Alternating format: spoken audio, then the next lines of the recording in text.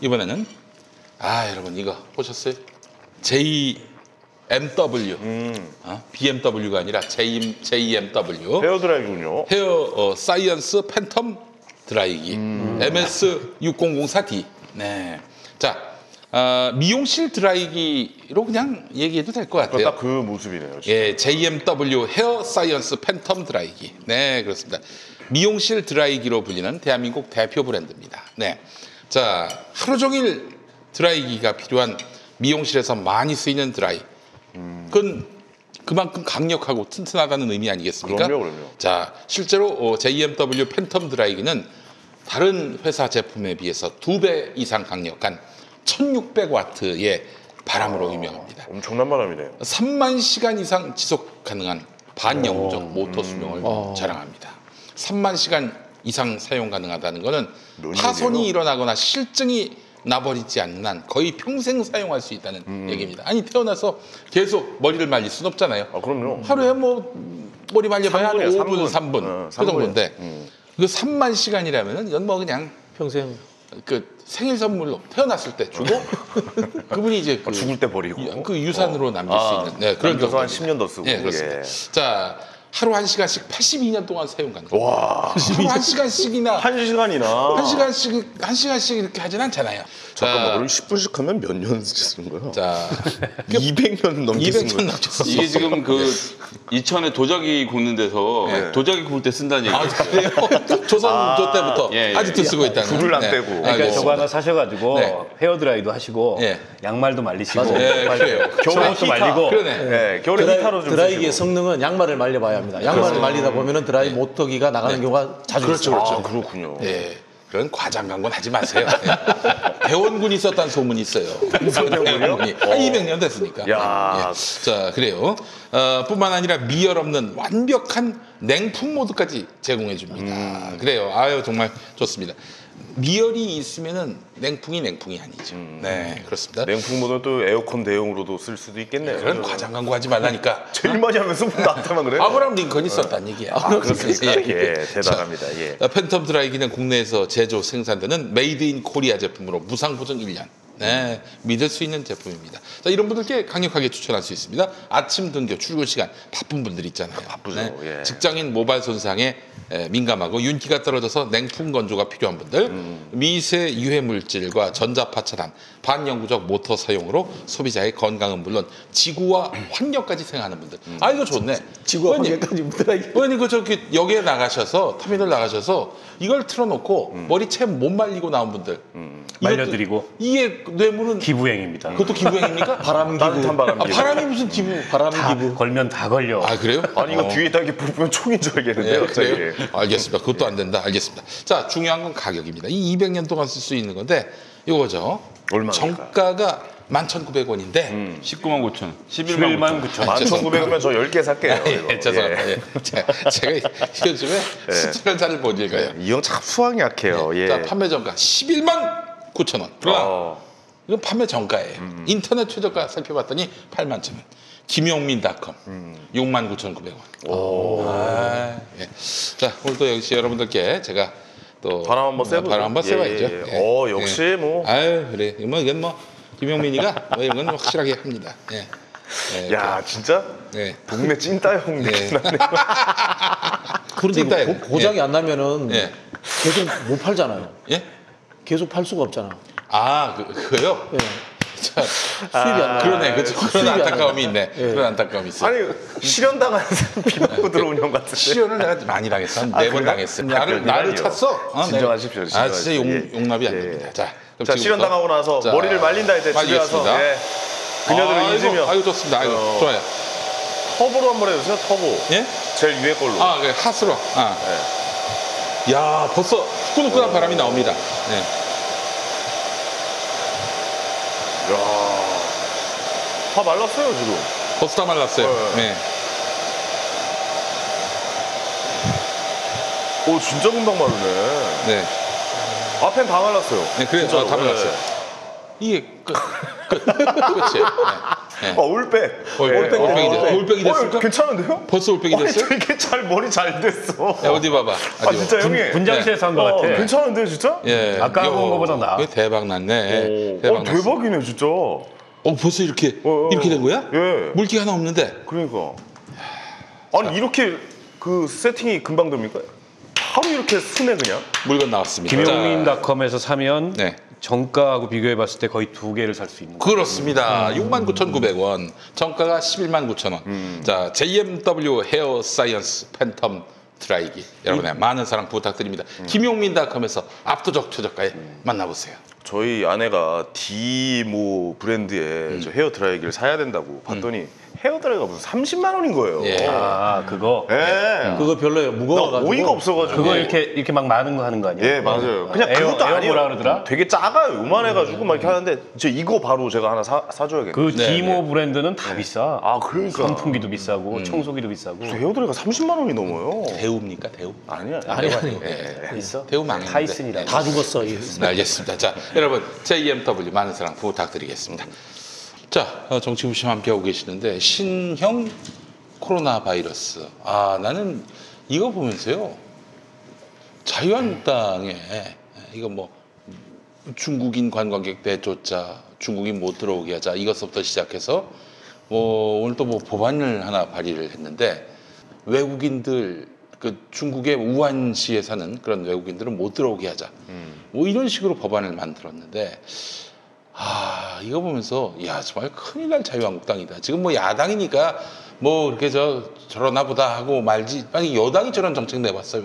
무슨 상황이 발생했을까? 저는 뭐 극우 정당의 이미지에 좀 걸맞은 정책들이라서 그게 정체성에 맞는 겁니까? 뭐가 문제가 있는지 잘 모르겠습니다. 원래 그 네덜란드 이런 데도 보면 네. 그 이제 연동형 비례대표제가 돼서 3% 정도 받으면 국회의원이 될 수 있는 나라들은 뭐 어떤 정당들이 있냐면 네덜란드 정당은 개개인의 어떤 민족 출신인지를 표시하자. 뭐 이런 것들. 그다음에 이제 독일 같은 경우는 모스크 짓는 것을 법으로 금지하는 정당도 있고, 예, 그게 이제 주요 정책입니다. 이런 식으로 혐오와 배제를 기본 정서라고 있는 정당들이 있어요. 그러면 자유한국당은 이런 거랑 너무 잘 어울리지 않습니까?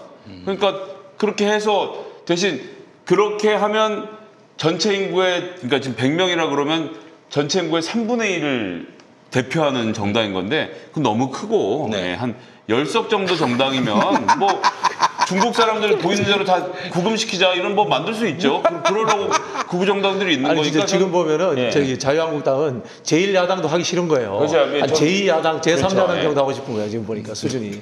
옛날 그 이회창 대표 있을 때 한나라당보다도 못해요. 품격도 없고. 아유, 그때는 그래도 품격도 있고 예, 예. 나라를 한 부분을 자기들이 책임진다는 야당일 때도 네, 네, 그 나름의 어떤 사명감이 있었던 동네예요. 아니 그 생각해 보시면 노태우 대통령 때는 네. 북방 계획이라도 세우고 중국하고 그렇죠, 그렇죠. 수교도 예. 하고 뭐 이런저런 한반도 비핵화 공동선언도 하고 뭐 이런 정책들이 있었는데 지금 자유한국당은 뭘 하려는 건 거기서 뭘 하려는 계획은 정확히 있구나. 우리 박근혜 대통령 구속 석방 이런 것들을 이제 주장하긴 하는데 그래서 저런 혐오 정책들은 정말 아주 이번 기회에 확 짓밟아 주지 않으면 예, 안 된다고 생각합니다. 그러니까 근데 이제 문제는 저런 거에 국민의 여론이 휘둘릴 수 있는 점이 굉장히 걱정이 돼요. 근데 그 근원은 공포인데, 상황인 만큼 예. 그 근원은 공포고 어쨌든 우리가 이제 그 최규명하지 못한 의학적으로 예측하지 못한 네. 그리고 아직 백신이 안 나왔잖아요. 예. 예방 대책이 없는 이런 감염 질병에 대해서 당연히 공포가 확산되는 거는 뭐 어쩔 수 없는 당연하죠. 겁니다. 예, 예. 근데 이걸 가지고 이제 패닉에 빠지거나 또 패닉에 빠지다 못해서 그런 이 혐오와 배제를 조장하는 저런 식의 정말 질 나쁜 정치에 휘둘리면 안 된다는 생각이 들고 청와대 국민청원 그 50만 넘은 거 보면서 비정치적 사안으로 50만 명 이상이 청원을 했다는 걸 보면서 굉장히 걱정이 됐어요. 네. 근데 중국인들 입국 금지하자는 거는 법적으로도 불가능하고 현실적으로 불가능합니다. 그러니까 그리고 만약에 법을 만들어서 실행에 옮기면은 중국과의 외교관은 아니 어떻게 그게 되는 겁니까? 북한이나 하는 정책이에요. 북한은 그 정책을 취하고 있습니다 지금. 아니 그 실제로 댓글에 못 보셨어요? 북한이 잘하고 있다고 왜 한국은 그만큼 못하냐고. 아니 근데 북한이 이렇게 하는 게 저는 한편으로 이해가 되는 게 북한은 그런 취약하니까. 방역 능력이 네, 없어요. 방역 능력이 거기에 없어요. 만약에 맞아요. 신종 코로나 바이러스가 퍼지면은 삽시간에 이 맞아요. 북한 전역에 이 유포될 그 위험이 있고 그래서 개성에 우리 연락사무소 당분간 폐쇄하자라고 그것도 했던 이해가 것도, 되고. 예. 근데 이제 우리는 그런 수준이 아니지 않습니까? 대한민국의 방역 체계는 세계적인 수준이에요. 메르스가 일어났을 때 물론 우리가 이제 중동과의 교류 폭이 굉장히 작기 때문에 그 메르스가 덜 퍼진 것도 있지만 당시에 박근혜 정부 시절에 대응을 못한다 했음에도 불구하고 어쨌든 금방 역학조사 해가지고 오염원, 감염원 차단하고 그다음에 없는 뭐 감압병상들 막 늘려가지고 대응을 했잖아요.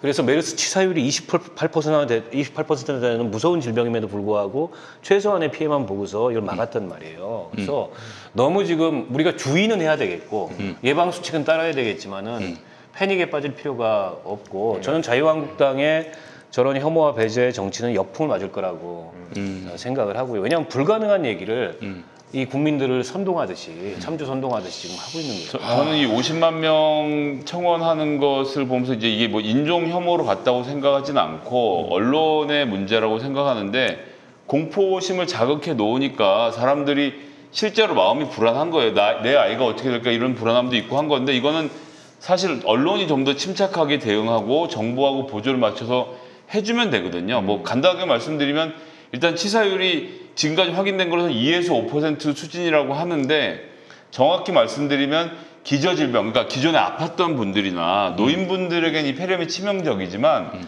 사실은 건강한 분들에겐 이 병이 서로 뭐 걸릴 확률도 거의 없지만 걸리더라도 이것이 실제로 중병이 될 가능성은 높지 않은 상태인 거죠. 그러니까 퍼지는 것이기 때문에 이런 것들을 좀 더 정확하게 알려주고 하면 되는데 막 그 뭐 어디 모신문에서 보니까 대림동 가니까 손도 안 씻고 기침 막 하고 돌아다니더라 막 이런 기사들을 실어 놓으니 사람들이 깜짝 놀라는 겁니다. 그래서 여기 한국에 산지 20-30년씩 되신 조선족 제중동포들이 마치 감염원이나 되는 양 보도를 하고 있으니 보는 사람들은 그 기사가 맞다고 생각하고 흥분을 하게 있는 거죠. 이건 언론이 아니라 사람들이에요, 진짜. 그러니까 이거는 저는 국민들이 청원을 한다고 해서 이 국민들이 다 잘못했다 이렇게 얘기할 문제가 아니고 네. 설명을 끊임없이 하고 사람들에게 알려주고 그다음에 언론들이 좀 더 침착한 모습을 보였으면 좋겠는데 이 클릭 장사를 놓치지 못해서 전 더 문제가 커진다고 봅니다. 메르스 사태 때 저희가 민주당이 야당이었습니다. 그때 제가 메르스 대책 팀장이었습니다. 총괄 그 위원장 본부장이 그 이종걸 의원하고 김용희 의원이 와서 김용희 하셨고, 의원. 예, 김용희 예. 의원이 하셨는데 야당이 어떻게 해야 되는가를 저희가 잘했다고 생각을 하는 게 네네. 보통 이제 그 이 보수 저쪽 당 같은 경우에 저쪽당이라고 우리 얘기하시네요. 이제 이 민주당이라든가 진보적인 그 정권을 공격할 때는 안보와 경제 파탄으로 공격하는 거는 좋아요. 할 수 있다고 봐요. 네네. 다만 민생 부분에 있어서는 오히려 야당이기 때문에 적극적인 정책을 쉽게 낼 수 있단 말이야. 예산 조금조금하게 하는 거 있지 않습니까? 네. 그런 것도 할 수 있고 저희도 메르스 때 어떻게 했냐면요. 사실은 보건복지부에서 하잖아요. 네. 근데 저희가 이 상황실을 만들었어요. 네. 국회 원내대표실을 상황실을 만들어가지고 민주당 지자체가 많았단 말이에요. 네. 매일 하루에 몇 통씩 몇 건 이제 발표하고 있지 않습니까? 네. 도표를 붙입니다. 예. 근데 해봐야 우리가 할 수 있는 건 없어. 네. 그 제일 많이 하는 게 광역단체 시장들한테 전화하는 거예요. 네. 시장님 뭐 하셔야 됩니다. 뭐 하셔야 됩니다. 뭐 하셔야 됩니다.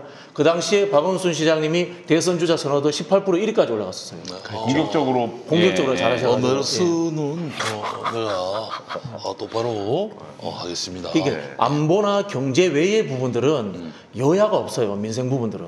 먼저 선점하는 사람이 점수를 따가는 건데 이분들은 지금 반대를 넘어가지고 거의 뭐 정오를 만들어내지 않습니까? 아니 근데 메르스 때 총리가 이 황교안이 막 총리가 될 때 청문회 할 때였어요. 메르스가 막 퍼져나갈 때. 예. 그래서 당시에 이제 메르스 때문에 황교안이 산지도 몰라요. 왜냐하면 청문회에서 진짜 제대로 벼랑 끝까지 못했죠. 몰렸었거든. 제가 그때 청문위원이었어요. 인사청문회. 예. 병역 문제하고 그러네. 그다음에 그 전화변론. 네. 이 문제로 전화변론 문제로 그 법무부 장관 청문회에서 알려지지 않은 사실들을 네. 또 제가 막 해가지고 거의 목닥이 일보 직전까지 갔는데 네. 생중계를 해도 당시에 메르스 때문에 메르스 때문에. 워낙 이 지금과 같은 분위기여가지고 이게 주목을 덜 받은 거야. 그렇죠. 근데 여론이 조금만 받쳐줬으면은 진짜 낙마시킬 수 있었어요. 지금 생각하면 그 점이 굉장히 저는 그 안타까운데. 관운이 따랐네. 황교안이. 예. 아니 근데 본인이 그렇게 돼가지고 막 이제 총리가 됐을 때 뭐 제일 먼저 제1과업으로 하겠다는 게 이 메르스 대책 세우겠다는 네, 거였어요. 네. 당시에 본인이 했던 말을 돌아보라는 거예요 지금 총리로서. 정말 저 황교안 저는 저 자유한국당이 황교안화 되고 있다고 생각하는데 아까 이제 얘기했잖아요. 너 과거보다도 너무 품격도 없고 네. 저 과거 한나라당보다도 못한 정당이 되고 있는 건데 그 핵심은 리더십에 있는 거예요, 원인이. 정말 지금 자유한국당은 그 제1야당으로서도 자격이 없는 그런 무책임한 정치를 하고 있고 네. 그 일선에 지금 황교안이 서 있는 거 아닙니까? 네.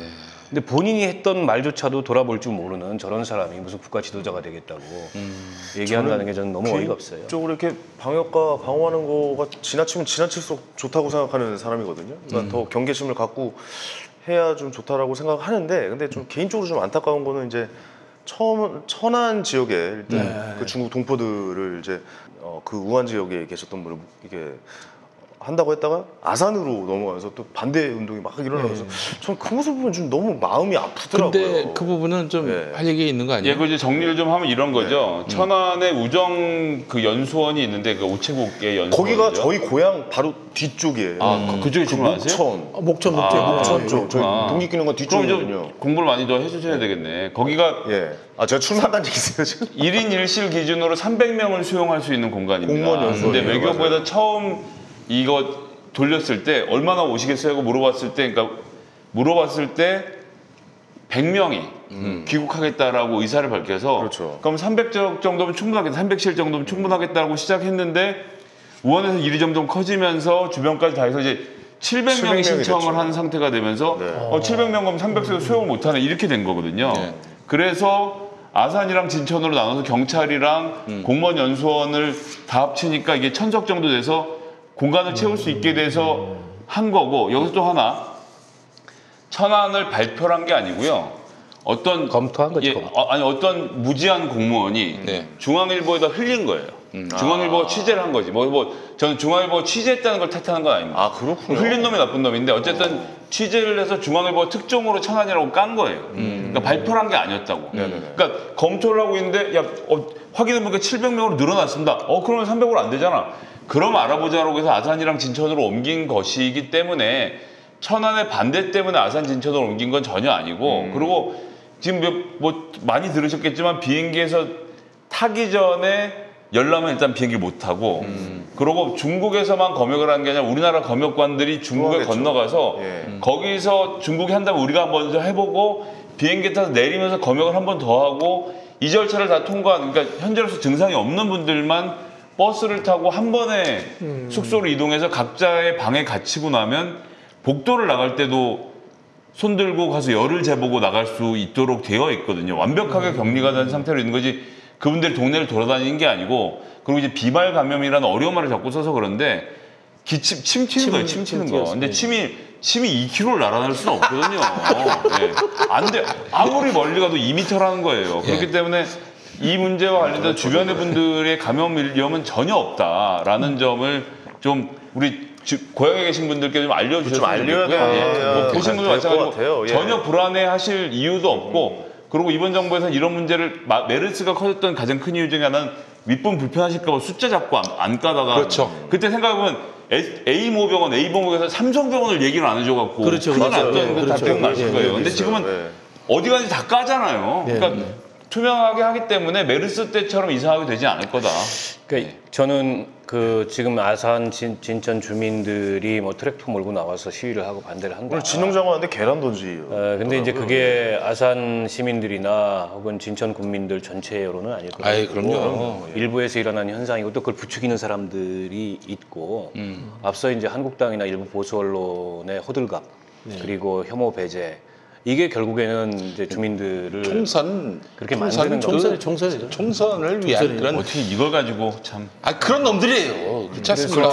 아니 휴전선에서 총선하고 한 놈들인데 뭐 오늘 말 다 했지 뭐. 진영 장관이 아마 거기 현장에 가셨던 모양이에요. 일부 주민들이 거세게 항의하고 뭐 계란도 던지고 했다는데 정부로서는 설득하려는 노력을 계속 했으면 좋겠고, 또 아산 진천 주민들도 안심하셔도 되고요. 왜냐하면 2중, 3중, 4중에 그런 안전장치를 다 두고 있고, 끝나고 나서도 다 인근 지역까지 소독이나 이런 걸 할 거고 별로 문제가 없습니다. 그리고 이게 너무 많은 가짜 뉴스들이 퍼지고 있어요. 눈만 마주쳐도 감염된다. 뭐 이런 예를 들면 그게 최고의 뉴스예요. 최고. 눈만 마주쳐도 감염된다. 이런 너무 많이 안 되죠. 유언비어들이 퍼지고 있는데 이거는 눈 마주치면 살아나는 감염이 메르스보다도 허경영이야. 전염률이 눈만 마주치면. 훨씬 더 약합니다. 예. 왜냐하면 그거는 호흡기 감염이었잖아요, 메르스는. 근데 이거는 어쨌든 접촉이 있어야 접촉이 돼요. 있어야 돼요. 그게 타액이 됐든 뭐 손이 됐든 비접촉 감염이라는 건 없어요. 때문에 너무 지금 저 언론에서도 그렇고 일부 그 인터넷 뭐 댓글이나 이런 걸 통해서 허무맹랑한 그런 가짜 뉴스들이 퍼지는 거에 대해서는 우리가 경계하고 또 구분해서 살펴볼 필요가 있고, 아무튼 그래도 관건은 그 지금 6번째 확진자까지 오늘 나왔죠. 나왔고 예, 예. 5번째 확진자가 3번째 확진자하고 접촉하신 분인데 그 3번째 확진자가 하필이면 또 고양시 일산구 식사동. 예, 어머님 집이 있는 분이셔가지고 고양시는 분위기가 더 안 좋아요. 제가 선거운동하는 게 눈치가 보일 정도로 아하. 그렇긴 하나 예. 최대한 이제 확진자 수를 줄이고 또 사망자가 나오면 안 되고 그렇게 해서 확진자가 열흘 15일 이렇게 안 나오면은 뭐 이제 수습단지로 그렇게 들어섰다고 봐야 간다고 되지 봐야 않겠어요? 되겠죠. 간다고 예. 보고 저는 뭐 불가능하지 않다고 보고요. 지금 이제 뭐 이중삼 중에 네네. 그런 방어막들을 치고 있기 때문에 어쨌든 빨리 수습이 됐으면 좋겠어요. 네네. 안 그러면 선거 못 해요. 빨리 수습돼. 저도 저기 그러네요. 다음 주에 제가 저기 그 강원도에게서는 이회수 선생님까지 모셔서 제가 네. 개소식을 하기로 준비를 하고 있는데 이거 계속 퍼지면 저도 못 취소해야 될 판이에요. 네. 알겠습니다. 그 의원님 그 고양시 무슨 동이세요? 지역구가? 저는 10개 동입니다. 맞네요. 행신 1, 2, 3동, 화전동, 능곡동, 뭐 창릉동, 대덕동 뭐 등등 해서 10개 동입니다. 네, 우리 저 박진영. 저도 뭐 많습니다. 네. 운양동 헷갈리네요. 구례동, 마산동, 장기본동, 양촌읍, 대원면, 읍도 있군요. 월곡면, 통진읍, 하성면, 뭐 네. 도농복합 지역입니다. 아 그렇군요. 아이고 참. 자 마지막으로 우리 안철수 형님 얘기 한번 좀 해볼까요? 얘기해야 될까요? 한 10분 정도만 하면 될 것 같습니다. 10분 정도. 우리 철수 형님은 저는 어제까지만 해도 정말 웃음만 나왔는데 혹시 이런 흐름은 아닌지. 그러니까 일단 바른미래당은 접고 새 당을 만들어요. 근데 이 새 당을 만드는데 이 새 당도 말하자면 새로운 보수당처럼 또 이현주 신당처럼 레버리지용으로. 레버리지용으로 만들어 놓고 나중에 보수 통합으로 가기 위한 길을 어떤 가설 정당으로서 기능하는 것은 아닌지. 왜냐하면은 문병호 이 형이 지금 저 보수 통합 그 캠프에 들어갔어요. 문병호 인천의 문병호 형. 글쎄. 혁신과 통합위원회 거기에 뭐 저 만났다는 박형주 거 씨가 아니에요? 하는데 거기도 들어갔고 결합을 저기 적극 검토한다라고 하고 발을 넣었죠. 네. 근데 저는 길게 보면 그렇게 갑니다. 길게 보면. 근데 이번 총선은 아니다. 대선까지 보면. 근데 예. 이제 총선 전이냐 후냐는 총선 후일 가능성이 현재까지는 더 높은데 그거는 이제 총선을 통해서 한 교섭단체 수준의 머릿수를 만들고 국회의원 숫자를 만들고 그걸 레버리지로 뭐 보수 중도를 포괄하는 대선 주자로 가겠다. 이 구상을 하고 들어왔다고 봐요. 그러려면 바른미래당 리모델링이 제일 빠른 방법이었죠. 왜냐하면 여기는 기호 3번이니까. 네. 근데 안 되잖아. 우리 손학규 학교 형님이 대표 때문에 완강하시더라고요. 안 되잖아요. 예, 예. 안 되니까 안 되는 거 시간이 없으니까 빨리 접고 이제 신장 개업하겠다고 했는데 이게 여의치 않으면은 예. 총선 전이 될 가능성도 있죠. 네, 여의치 네, 않으면. 네. 저는 그래서 그 그림이 아닌가 싶은 게 지금 따라 나가겠다는 지역구 의원은 권은희밖에 없어요. 지금은 또 게다가 대한신당이나 민주평화당은 결국 바른미래당, 손학규의 바른미래당하고 합쳐서 어떻게든 호남신당이죠. 그래서 20석을 넘게 유지시키는 방향으로 해서 국고보조금 잔뜩 받고 그렇게 해서 총선 태세를 갖추지 않겠는가 그런 생각이 드는데 어떻게 보세요? 근데 일단 민주당이 현재 호남에서 돌려보면 네. 다 이겨요. 다. 압승입니다, 예, 압승. 뭐 목포까지 포함해서 예, 황교안 의원, 박지원 의원도 잘 못 버티는 지경이 되어 있고 박지원 의원은 며칠 호남은 전에 정의당이 이기는 거 아니야? 아니 저기 목포는? 목포 잘못 본 거 아니야? 목포 저기 그렇게는 안 되더라고요. 알겠습니다. 일단 박지원 의원도 져요?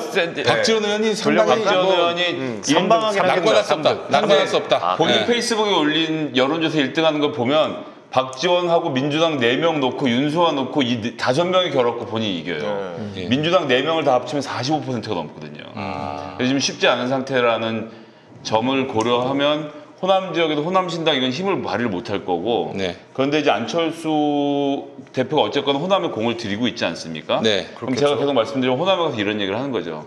민주당을 견제할 사람을 키워야 되는데 여러분들 어차피 민주당 찍으실 건데 비례에서는 의미가 없으니 정당 투표는 저희 안철수 당에게 해주십시오라고 하면 자유한국당이 가질 수 없는 호남의 비례표를 안철수가 끌어오면 이 대구 경북 지역에서는 유승민이 끌어오고 이쪽에서는 그러니까 호남 지역에서 안철수가 끌어오고 자유한국당이라 해서 이렇게 해서 합친다. 보수가 큰 그림을 그리겠다라는 것이 저는 포함되어 있다고 봅니다. 그래서 당장 합칠 리는 없고 연동형 비례대표제가 있는 만큼 일단 다 각자 각계각진을 해서 선거가 끝나고 나면 그다음엔 이 문재인 정권 타도를 하기 위해서 우리가 어쩔 수 없이 힘을 모아야 된다라는 구도로 그려갈 가능성이 높기 때문에 예.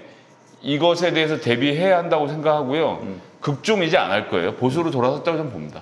아마 안철수 자 이름도 헷갈리네요. 네. 예, 간철수인지 안철수인지 이분은 출마 안 하실 것 같아요 개인적으로. 아, 국회의원 안 선거 한다고. 예, 네. 안 한다고 그거 안 나온다고 했죠. 했어요. 안 나오는 게 금방 말씀하신 우리 김성애 소장께서 말씀하신 그 그림을 그리는 자기가 역할을 하겠다 아마 그 그런 식으로 비례표를 짜고 있는 것 같아요. 호남 쪽 비례표를 가져오는 예, 그 예, 그림을 비례표를 그린다. 갖고. 예. 근데 그 어쨌든 4년 전하고 상황이 많이 다르잖아요. 그러니까 4년 전의 안철수와 지금의 안철수는 지난 4년 동안 보여준 게 있기 때문에 그게 호남이 됐든 중도가 됐든 더 이상 무슨 뭐 안철수의 잠재력이나 혹은 안철수가 얘기하는 새 정치가 가져올 그런 어떤 막연한 미래나 이런 기대감들이 없어졌고 떴다방도 아니고 선거 때마다 당 만드는 게 근데 사실 궁금하긴 해요. 새정치가 뭔지.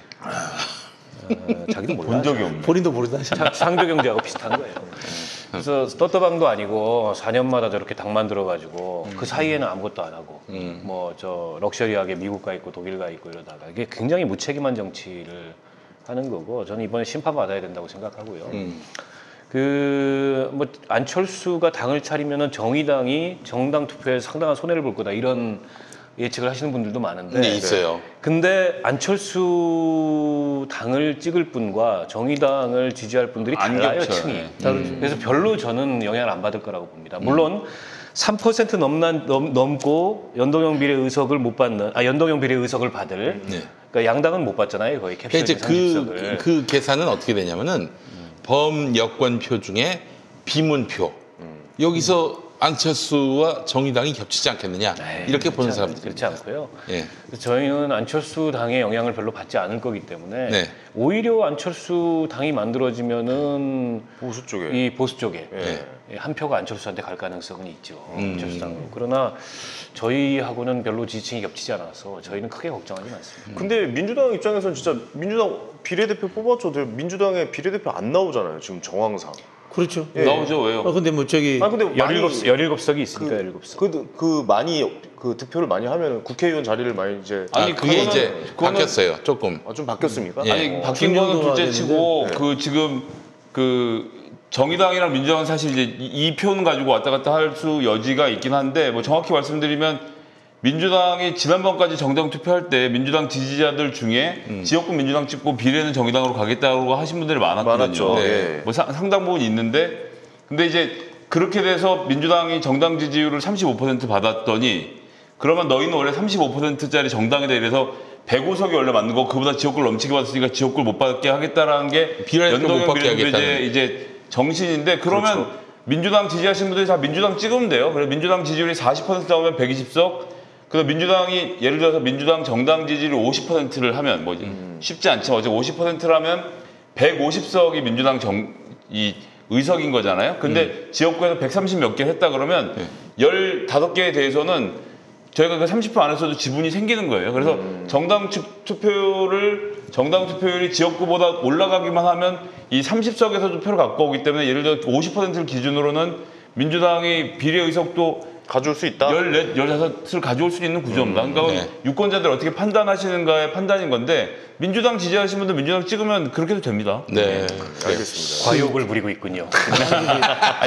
계산이 그렇다는 아니, 거죠. 이런 부분이 있는데 어쨌든 민주당이 위성 정당을 만들지는 않을 거니까 이제 이 비례민주당은 정의당이 없죠. 예. 이제 좀 더 잘해주셨으면 좋겠다라는 생각이 정의당이 민주당과 경쟁자라는 생각하에 문재인 정권을 조금씩 비판을 한다거나 이게 생각보다 좋은 전략이 아닐 거라고 봐요. 왜냐하면은 역대 선거를 보면요, 이 정의당 옛날 뭐 민노당 하고 민주당이 잘 될 때 늘 같이 잘 됐어요.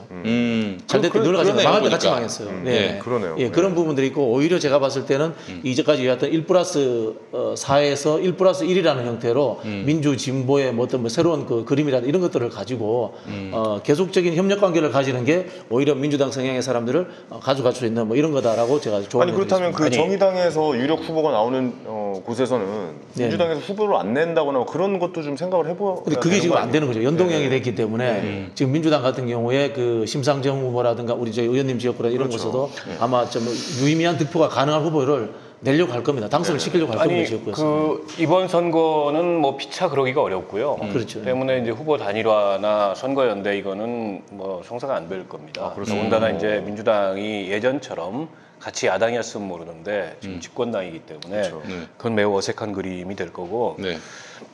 저희는 그래요. 기본적으로 정치는 그 상대가 누구든 경쟁과 협력입니다. 그러니까 예를 들어서 자유한국당이 정말 바람직하지 않은 정당이고 대한민국 정치에서 그 영향력이 됐든 뭐 세력이 됐든 축소돼야 될 그런 정치 세력인 건 분명하지만 자유한국당은 지구상에서 없어져야 될 정당이라 저는 그렇게 생각하지 않아요. 때문에 자유한국당과도 경쟁과 협력이에요. 그렇죠. 예, 다만 그 경쟁이 이제 때로는 굉장히 격렬한 그런 갈등을 유발하는 적대적 경쟁일 수도 있고 혹은 협력적 경쟁일 수도 있고 뭐 우호적 경쟁일 수도 있고 색깔이 좀 다른 거죠. 민주당과도 정의당의 관계는 그런 겁니다. 경쟁과 협력입니다. 그리고 대한민국 정치의 바람직한 미래를 그려보자면 지금의 이제 민주당과 지금의 정의당이 어떻게 보면 경쟁하는 이런 경쟁 체제로 옮겨가는 게 한국당과 민주당이 경쟁하는 체제보다는 저는 훨씬 더 발전된 그런 정치 지형이고 정치 그림이라고 보고 그런 면에서 봤을 때 저희는 이번 선거에서 이번 선거는 이 자유한국당은 정치적으로 축소되거나 그러니까 정치적 의미에서 퇴출돼야 될 이런 정당이고 민주당과 정의당이 대한민국 정치의 개혁을 위해서 경쟁하는 선거다. 이 말씀을 지속적으로 유권자들에게 드리려고 하고 그 가운데 뭐 각자의 실력만큼 또 각자의 역량만큼 표를 얻겠죠. 그러나 지금 이제 아까 이제 김성애 소장이 얘기했던 거는 계산상으로 따지면 그래요. 근데 이제 지금 이제 정당 지지율이나 또 역대 선거에 정당 득표율을 다 미루어 종합했을 때 그리고 민주당이 지역구에서 얻을 수 있는 의석수를 고려했을 때 이 30석 캡이 씌워진 연동형 의석을 민주당도 그렇고 한국당도 그렇고 가져가기는 쉽지 않다. 그보다 지역구에서 많이 당선될 가능성이 높기 때문에 그런 면에서 봤을 때 아마 여당 지지자들 중에 상당 정도는 전략적 투표를 이번 선거에도 할 가능성이 높다라는 점을 이 정의당에서는 선거 전략의 한편으로 포함하고 있죠. 근데 이제 이렇게 되려면 민주당에서 지역구가 여유가 있다, 여유가 좀 생겼다라는 생각을 가져야 되거든요. 이제. 그렇죠. 그 상황을 이제 같이 만들어가야 되는 거죠. 근데 그 틈새 시장을 안철수가 노릴 수가 있다. 근데 안철수에게 아까 전에 하나 정말 중요한 얘기인데 못한 게 하나 있어. 탈당하고 나서 제일 첫 일정이 뭐였는지 아세요? 뭐예요? 아, 나 진짜 빵 현충원 터져갖고. 아닙니까? 아니, 현충원 아니고. 무슨 탈당하고 나서 프랑스 대사를 만났어요. 오늘 프랑스 대사를 첫 일정으로 만났거든요. 왜 만났는지 아세요? 마크롱 정치를 배우겠다고.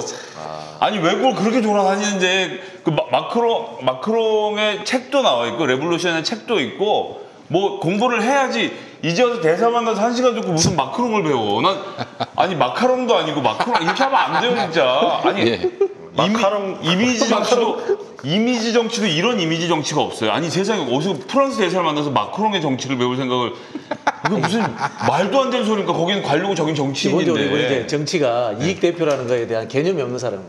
아 그래서 전 진짜 안철수 대표가 그걸 만나서 자기가 마크롱이라고 얘기를 하는 걸 보니까 마크롱이 실제로 동네에서 무슨 정치를 했는지 전혀 모르시는 것 같은데 제가 차츰 설명을 드리도록 하겠습니다. 네, 알겠습니다. 진짜 한심한 꼬라지야 진짜. 그럼 몰랐네. 깜짝 놀랐어요. 프랑스 대사 만난 거는. 오늘 그게 첫 일정이었어요. 그다음에 저기 서울대 한 무슨 교수님을 만나는 게 두 번째 일정이었는데 그것도 어디 호텔에서 만나서 2시간 동안 잔담을 하고 나서 아 마크롱의 어떤 그런 뭐 비전과 개혁에 대해서 많이 배웠다 뭐 이런 이따위 얘기를 하고 있는 게 그러니까 종합적으로 얘기하면 안철수 전 대표는 4년 전이나 지금이나 달라진 게 없어요.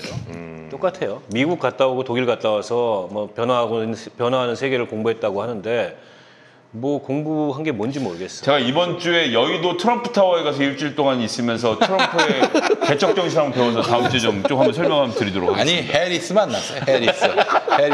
해리스를 만나는 게 좋겠네. 대사관으로 오세요. 예. 알겠습니다. 아유 오늘 또 이렇게 또 멋진 시간 함께했습니다. 우리 박진영 너무 재밌었습니다. 예, 대변인님. 근데 예. 자주 모셨으면 좋겠어요.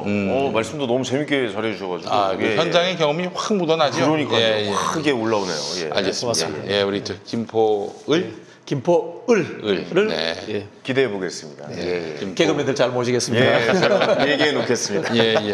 김포을에 이제 출마할 계획을 세워놓고 있는 국가균형발전위원회 전 대변인 박진영 예비 후보입니까? 예, 예비범. 적격 판정 받았습니까? 네네. 네. 아, 알겠습니다. 예, 예.